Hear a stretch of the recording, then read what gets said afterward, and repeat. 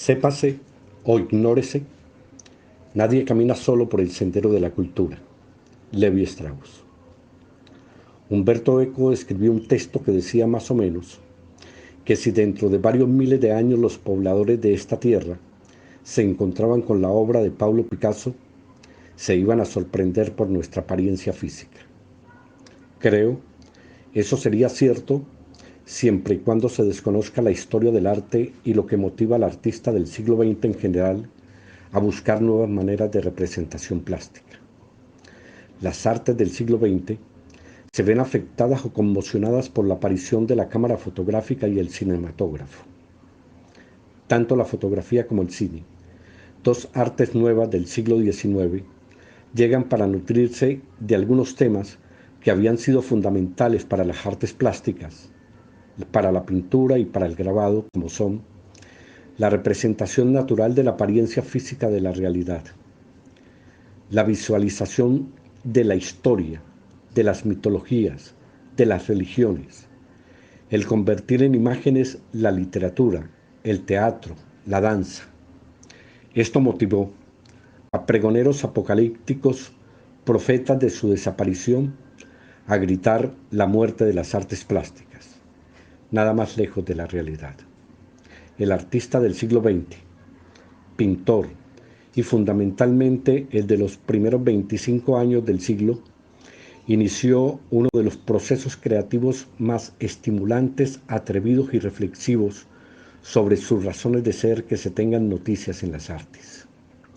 Realizó una búsqueda al interior de su propio universo: color, matiz, tono, masa, peso, ritmo, composición, textura, gesto y demás elementos que le pertenecían a la pintura. Nunca como hasta entonces se puede hablar de arte por el arte. Este ensayo sobre la representación de la figura humana en las artes plásticas del siglo XX es el resultado de una investigación sobre estas reflexiones de artistas tan maravillosos y diferentes como Henri Matisse, quien nos advertía del peligro de la esclavitud del tema en la obra de un artista, o como Pablo Picasso, quien nos demostró la importancia de la convivencia entre el tema, la manera de enfrentarlo y el sentimiento que provoca en una misma obra. La realidad, la historia, la religión, las ideologías, la literatura albergaban temas importantes para las artes plásticas, no esenciales, no imprescindibles para hacer una obra de arte. Esta fue la gran demostración de estos artistas que se arrojaron a un siglo arbitrario y caótico, el siglo del psicoanálisis, el siglo del marxismo, el siglo del capitalismo y de dos guerras europeas que llamamos guerras mundiales. Este es el sendero que atravesaremos, siglo XX problemático y febril, como dice la canción, con sus grandes contradicciones internas y sus presumidas galerías de arte, intentando controlar no solo el mercado, sino también la producción artística de esos salvajes arrogantes que todo lo cuestionan, todo lo señalan, todo lo pasan por el filtro de su conciencia. Artistas sin límites, para quienes no todo estaba dicho sobre la rosa, no sobre mi rosa.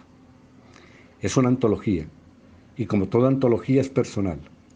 Responde a mis gustos y caprichos personales, aunque la rijan algunos parámetros, y uno de ellos es el hecho de ser artistas que han creado una escuela, es decir, han creado un movimiento a su alrededor, un grupo de artistas que han seguido sus propuestas estéticas. Será el encuentro de almas imprudentes y generosas que nos devolvieron unas artes plásticas jóvenes y revitalizadas, modernas y eternas, capaces de llevar en sí mismas todo su significado.